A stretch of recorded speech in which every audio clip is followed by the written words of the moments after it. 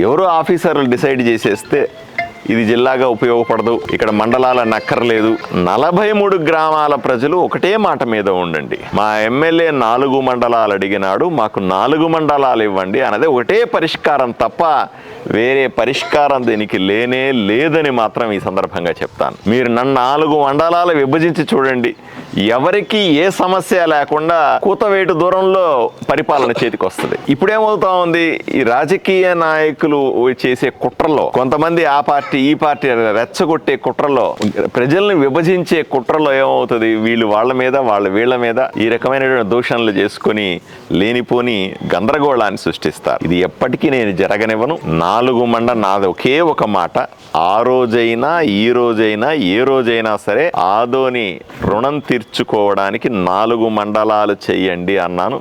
4 మండలాలు చేస్తేనే ఇక్కడ పరిపాలన బాగుపడుతుందని చెప్పాను. కాబట్టి 4 మండలాలు చేయాల్సిందే. ఆదోనిని ఎవరు ఏమనుకున్నా సరే జిల్లా చేయాల్సిందే.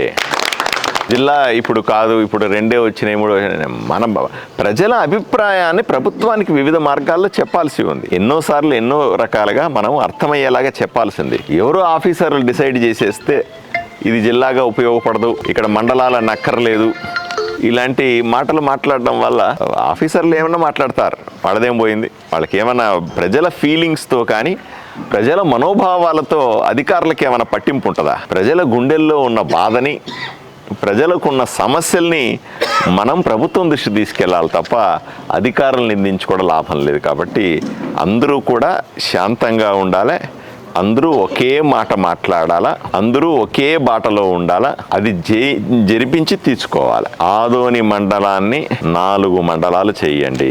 ఆదోని మండలాన్ని ఆదోనిని